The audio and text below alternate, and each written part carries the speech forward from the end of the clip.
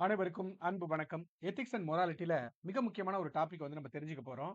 இதுவரைக்கும் வந்து பார்த்தீங்கன்னா, நெறைய எத்திக்ஸ் அண்ட் மொராலிட்டி வீடியோ வந்து நான் போட்டுட்டு வரேன். இத மட்டும் நீங்க தெளிவா கவனிச்சாவே, டெஃபினட்டா வரக்கூடிய எத்திக்ஸ் அண்ட் மொராலிட்டி கொஸ்டின வந்து நீங்க ஈஸியா வந்து அப்ரோச் பண்ணிடலாம். சோ இதுக்கு முன்னாடி சைக்காலஜிக்கல் ஈகோயிசம்னா என்ன? எத்திக்கல் ஈகோயிசம்னா என்ன? மாரல் டிஸ்என்கேஜ்மென்ட்னா என்ன? இப்படின்னு பார்த்திருந்தோம். அதுக்கு ஒரு ஜஸ்ட் உங்களுக்கு ஒரு ஞாபகப்படுத்தணும் அப்படின்னா, சைக்காலஜிக்கல் ஈகோயிசம் அப்படின்னா, ஒரு மனுஷன் எத செஞ்சாலுமே அவனுடைய செல்ஃப் இன்ட்ரெஸ்ட்க்காக தான் செய்றான் அப்படின்னு சொல்லிடுவாங்க. ஃபார் எக்ஸாம்பிள் ஒரு பெர்சன் வந்து ஒரு ரூ. 10,000 வந்து நன்கொடை குடுக்குறாரு அப்படின்னா, சைக்காலஜிக்கல் ஈகோயிசம் தியரி அத என்ன சொல்லும் அப்படின்னா, அவருக்கு வந்து அத செஞ்சா சந்தோஷமா இருக்கும். அவருடைய நேமுக்காக பண்றாரு அப்படின்னு சொல்லிடும். புரியுதுங்களா? இதே எத்திக்கல் ஈகோயிசம் என்ன சொல்லும் அப்படின்னா, ஆமா ஒவ்வொருத்தவனும் செல்ஃப் இன்ட்ரெஸ்ட்டோட தான் இருக்கணும். அப்பதான் வந்து ஃபியூச்சர்ல அவன் டெவலப் ஆக முடியும் அப்படின்னு சொல்லும். இந்த மாரி ரொம்ப இன்ட்ரஸ்டிங்கா இருக்கும் இந்த சப்ஜெக்ட்டே. ஃபர்ஸ்ட் இது ஒரு சப்ஜெக்ட்டே கிடையாது. ஜஸ்ட் தெரிஞ்சுக்கிட்டா போதும். இது ரொம்ப காம்ப்ளிகேட் பண்றாங்க சில இடத்துல. பட் அது அப்படி கிடையவே கிடையாது. வர்ச்சு எத்திக்ஸ் அப்படின்னு நம்ம பார்க்கும்போது, இத முடிஞ்ச அளவுக்கு உங்களுக்கு சிம்பிளா நான் புரிய வச்சுர்றேன். ஜஸ்ட் அதுக்கு மேல அது புரியல அப்படின்னா, தயவு செஞ்சு கமெண்ட் பண்ணுங்க. நான் வந்து டைரக்ட்டா வந்து உங்களுக்கு நான் மெசேஜ் பண்ணிடுறேன். சரி போயிடலாம் நம்ப. Virtue ethics. எத்திக்ஸ்னா என்ன? அப்படின்னு உங்களுக்கு தெரியும். எத்திக்ஸ்னா என்னது? எது சரி? எது தவறு? அப்படின்னு சொல்லிட்டு கற்பிக்கக்கூடிய, ஸ்டடி பண்ணக்கூடிய ஒரு பிலாசபியுடைய ஒரு பிரான்ச் தான் இது. தத்துவவியல் அப்படிங்கிற ஒரு மேஜர் சப்ஜெக்ட் இருக்கு. அதுல ஒரு பிரான்ச் தான் எத்திக்ஸ் அண்ட் மொராலிட்டி. எத்திக்ஸ் அப்படிங்கிறது பிலாசபியோட ஒரு பிரான்ச். எது சரி, எது தப்பு அப்படின்னு சொல்லிட்டு ஸ்டடி பண்ணும். இப்போ எது சரி, எது தப்பு, இது சரியான செயல் தானா? ஓகேங்களா? அப்படின்னு சொல்லிட்டு ஸ்டடி பண்ணக்கூடிய ஒரு ஒரு சப்ஜெக்ட் தான் வந்து பார்த்தீங்கன்னா, எத்திக்ஸ் அப்படின்னு நம்ம சொல்லுவோம். இப்போ இங்க ஒரு வார்த்தைய சேர்த்து ஆட் பண்ணியிருக்காங்க. வர்ச்சு எத்திக்ஸ் அப்படின்னா என்ன? அப்படின்னு கேட்கிறாங்க. ஃபர்ஸ்ட் வர்ச்சுனா என்னன்னா, தமிழ்ல நல்ல குணம் அப்படின்னு சொல்லுவாங்க. இல்ல நல்ல ஒழுக்கம் அப்படின்னு சொல்லுவாங்க. இல்ல நல்ல பண்பு, இல்லன்னா அறம் அப்படின்னு சொல்லுவாங்க. வர்ச்சுனா சிம்பிளா நல்ல குணம். எதெல்லாம் நல்ல குணம்? ஒருத்தவன நீங்க எப்பலாம் நல்ல குணம்னு சொல்லுவீங்க? ஓகேங்களா? ஃபார் எக்ஸாம்பிள் ஒருத்தர் எப்பவுமே நேர்மையா இருக்காருன்னா, அவர் எப்பவுமே நேர்மையா இருப்பாரு. அதுதான் அவருடைய நல்ல குணம். சில பேர் ரொம்ப கருணையா இருப்பாங்க. அப்ப அந்த கருணை அப்படிங்கிறது அவங்களுடைய நல்ல குணம். சில பேர் ரொம்ப கம்பேஷனா இருப்பாங்க. கம்பேஷன் அப்படின்னு பார்த்தீங்கன்னா, ரொம்ப அதிகமா அதாவது கைண்ட்னஸ்ங்கிறது அன்பா இருக்கிறது. கம்பேஷன் அப்படிங்கிறது ரொம்ப கருணையோட இருக்கிறது. சில பேர் எப்பவுமே தைரியமா இருப்பாங்க. அது வந்து அவங்களுடைய வர்ச்சு. இப்ப வர்ச்சுனா என்ன? அப்படின்னு நம்ம பார்த்தோம் அப்படின்னா, தமிழ்ல நல்ல குணம் அப்படின்னு சொல்லுவாங்க. இல்லன்னா நல்ல ஒழுக்கம் அப்படின்னு சொல்லுவாங்க. ஃபார் எக்ஸாம்பிள் ஹானஸ்டி, கைண்ட்னஸ், அப்புறம் பொறுமையா இருக்கிறது எப்பவுமே. அப்புறம் பார்த்தீங்கன்னா, கரேஜா தைரியமா இருக்கிறது. இது எல்லாமே ஒவ்வொருத்தவங்களோட வர்ச்சு அப்படின்னு சொல்லுவாங்க. இப்ப வர்ச்சு எத்திக்ஸ் அப்படின்னா என்ன? அப்படின்னு நம்ம பார்க்கும்போது, நற்குண ஒழுக்கவியல் அப்படின்னு சொல்லுவாங்க. நற்குண ஒழுக்கவியல் அப்படின்னா என்ன? அப்படின்னா இந்த கான்செப்ட்டோட ஃபவுண்டர் யாருன்னு கேட்டீங்கன்னா, ஃபாதர் யாருன்னு கேட்டீங்கன்னா, அரிஸ்டாட்டில சொல்லுவாங்க. ஃபாதர் ஆஃப் வெர்च्यू எத்திக்ஸ் யாருன்னு கேட்டீங்கன்னா அரிஸ்டாட்டில். இவரு அவருடைய புக்ல நிக்கோ மக்கியன் எத்திக்ஸ் அப்படிங்கிற ஒரு புக் எழுதியிருக்காரு. இதுல அவரு என்ன சொல்றாரு அப்படின்னு கேட்டீங்கன்னா, எப்பவுமே இந்த வெர்च्यू அப்படிங்கிறது ஒரு மனுஷனோட நல்ல குணம், இல்ல நல்ல பழக்கம் அப்படிங்கிறது 2 எக்ஸ்ட்ரீம்க்கு நடுவுல இருக்கும். ஃபார் எக்ஸாம்பிள் கவர்டைஸ் கோழைத்தனமா இருக்கிறது. அப்படியே அந்த கோழைத்தனத்துக்கு அப்படியே இன்னொரு எக்ஸ்ட்ரீம் என்னன்னு கேட்டீங்கன்னா, முரட்டு தைரியத்தோட இருக்கிறது. ரெக்லெஸ்னஸ் அப்படின்னு சொல்லுவாங்க. இந்த 2 எக்ஸ்ட்ரீமுக்கு நடுவுல இருக்கிறது தான் கரேஜ், தைரியம். இந்த தைரியமா இருக்கிறதுங்கிறது ஒரு வெர்च्यू அப்படின்னு நம்ம சொல்லுவோம். ஒரு நல்ல குணம். ஒரு மனுஷனோட நல்ல குணம் அப்படின்னு சொல்லுவாங்க. புரியுதுங்களா? இப்ப இந்த மாரி என்னென்னலாம் வந்து வெர்च्यूவா சொல்றாங்க? எதெல்லாம் நல்ல குணமா வந்து சொல்றாங்க அப்படின்னா, ஹானஸ்டி, கரேஜ்.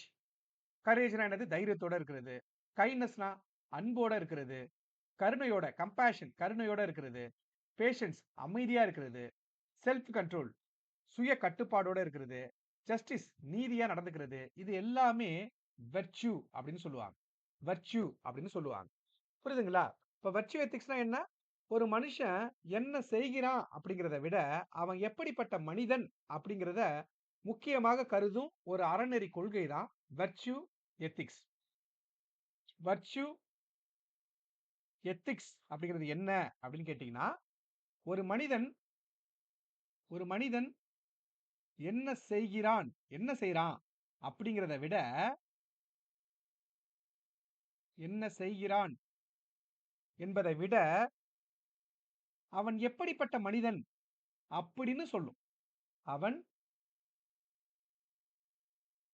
எப்படிப்பட்ட மனிதன்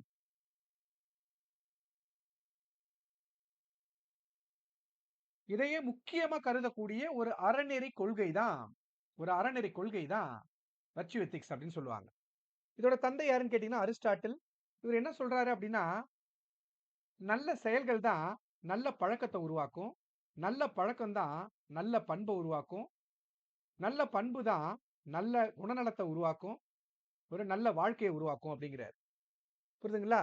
எதெல்லாம் வெர்ச்சு நல் பண்புகள், நல்ல பண்பு எதெல்லாம் அப்படின்னா, நேர்மையா இருக்கிறது, கருணையா இருக்கிறது, தைரியமா இருக்கிறது, பொறுமையா இருக்கிறது, பொறுப்புணர்வோடு இருக்கிறது, ஒழுக்கமா இருக்கிறது, நீதி உணர்வோடு இருக்கிறது, சுய கட்டுப்பாடோட இருக்கிறது, தாராள மனமா இருக்கிறது. தாராள மனம். ஜெனரோசிட்டியா இருக்கிறது. இது எல்லாமே வந்து பார்த்தீங்கன்னா, நல்ல பண்புகளுக்கு எக்ஸாம்பிள். இப்ப இங்க இன்னொரு வார்த்தைய தெரிஞ்சுக்கங்க. மாரல் கேரக்டர் அப்படின்னா என்ன? மாரல் கேரக்டர்னா என்னன்னா, ஒருத்தவன்ட்ட இருக்கக்கூடிய எல்லா வெர்ச்சுவும் சேர்த்து மாரல் கேரக்டர் வந்து உருவாகும். ஒருத்தவங்களோட மாரல் கேரக்டர் அப்படின்னா, சில பேர் பார்த்தீங்கன்னா, இது எல்லாமே சேர்ந்து இருப்பாங்க. ஹானஸ்டியா இருப்பாங்க, தைரியத்தோட இருப்பாங்க, அன்பா இருப்பாங்க, கருணையா இருப்பாங்க, அமைதியா இருப்பாங்க. இது எல்லாமே சேர்ந்தது அப்படின்னா, இது எல்லாத்தோட தொகுப்பு தான் மாரல் கேரக்டர். அப்ப எப்படி சொல்லலாம் மாரல் கேரக்டர்னா என்ன? மாரல் கேரக்டர்னா என்னன்னு கேட்கறாங்கன்னா, மாரல் கேரக்டர்னா என்னன்னு கேட்டீங்கன்னா, எப்படி சொல்லலாம் இத? கலெக்ஷன் ஆஃப் ஆல் வெர்च्यू அப்படின்னு சொல்லிடலாமா? Collection of all virtue. வெர்च्यूனா என்னது? ஒருத்தன்ட்ட இருக்கக்கூடிய நல்ல பண்புகள். அந்த நல்ல பண்புகள் எல்லாமே சேர்ந்ததுன்னா, அதுதான் ஒரு மனுஷனுடைய மாரல் கேரக்டர் அப்படின்னு சொல்லுவோம். இப்போ ஒருத்தவங்க வந்து பார்த்தீங்கன்னா, மணி பர்ஸ விட்டுட்டாங்க. கீழ போட்டுர்றாங்க.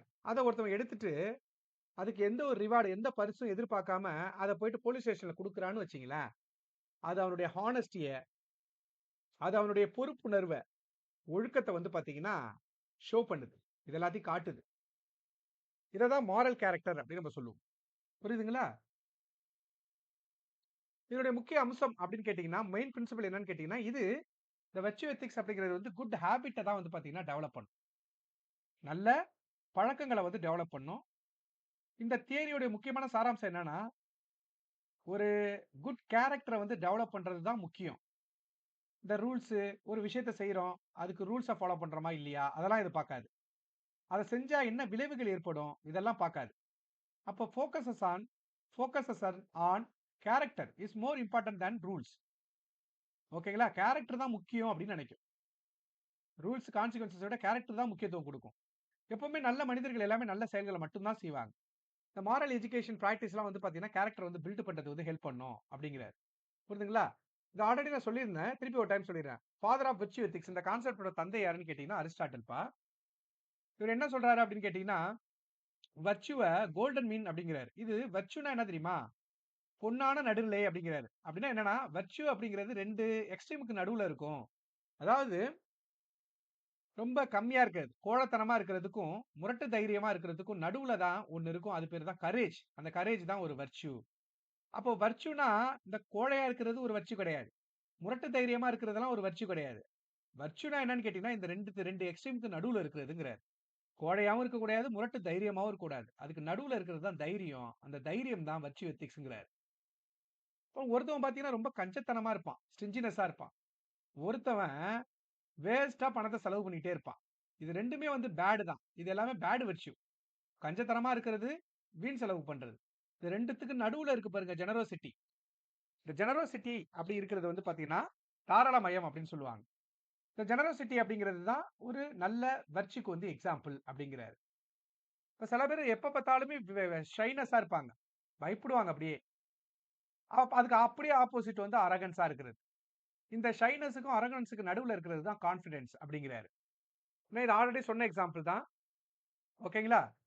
ஒரு ஸ்டூடண்ட் வந்து வாலெட்ட வந்து ரிட்டர்ன் பண்றான். எதுவுமே ரிவார்ட எக்ஸ்பெக்ட் பண்ணாம அப்படின்னா, அது அவனுடைய ஹானஸ்டிய வந்து ஷோ பண்ணுது. அப்படிங்கிறத பார்த்தோம். அப்புறம் இந்த இன்னொன்னு பாருங்க. எக்ஸாம்பிள் 2 டாக்டர் வந்து பார்த்தீங்கன்னா, புவர் பேஷண்ட்ட வந்து ரொம்ப கருணையோட ட்ரீட் பண்றாரு அப்படின்னா, அந்த இடத்துல அவருடைய கம்பேஷன் அப்படிங்கிற ஒரு வெர்ச்சு வந்து வெளியில வருது. அப்போ ஒரு நல்ல சமூகம் இருக்கு அப்படின்னா, அது நல்ல மக்களால் தான் உருவாக்கப்பட்டிருக்கும். நல்ல மக்களுக்கு எப்பவுமே நல்ல கேரக்டர் இருக்கும். அந்த நல்ல கேரக்டர் எப்படி வந்தது அப்படின்னு கேட்டீங்கன்னா, அவங்களுக்கு அவங்கள்ட்ட இருக்கக்கூடிய நல்ல ஹேபிட்ல இருந்து நல்ல கேரக்டர் வந்து வந்தது. இத நீங்க எப்படி வேணா படிக்கலாம். ஒரு மனுஷன்ட்ட நல்ல கேரக்டர் ஹேபிட் இருந்தது அப்படின்னா, நல்ல கேரக்டர் வந்து உருவாகும். நல்ல கேரக்டர்னா அவன் நல்ல மனுஷனா இருப்பான். நல்ல மனுஷனா இருந்தா நல்ல சமூகம் வந்து உருவாகும். இத நீங்க இப்படி கூட படிக்கலாம். புரியுதுங்களா? அப்போ இந்த வெர்ச்சு எத்திக்ஸ் அப்படிங்கிற இந்த கோட்பாடு குணநலத்திற்கு தான் முக்கியத்துவம் குடுக்குது. கேரக்டருக்கு தான் முக்கியத்துவம் குடுக்குது. ஓகே. இது வந்து என்ன சொல்லுதுன்னா, நீ இந்த ஹேபிட்ல இருந்து தான் கேரக்டர் உருவாகுங்கிறாங்க. நல்ல ஹேபிட் உன்ட்ட இருந்ததுன்னா, அதுதான் உன்னுடைய கேரக்டரா மாறும் அப்படிங்கிறாங்க. நல்ல செயல நீ மீண்டும், மீண்டும் செஞ்சினா, அது உனக்கு பழக்கமாகும். அந்த பழக்கம் வந்து உன்னுடைய குணமா மாறுங்கிறாரு. அரிஸ்டாட்டில பொறுத்தவரைக்கும் ஒவ்வொரு நல்ல பண்பும் 2 தீய முனைகளுக்கு நடுவுல இருக்குங்கிறாரு. குறைந்த தைரியம் அப்படின்னா கோழைத்தனம்.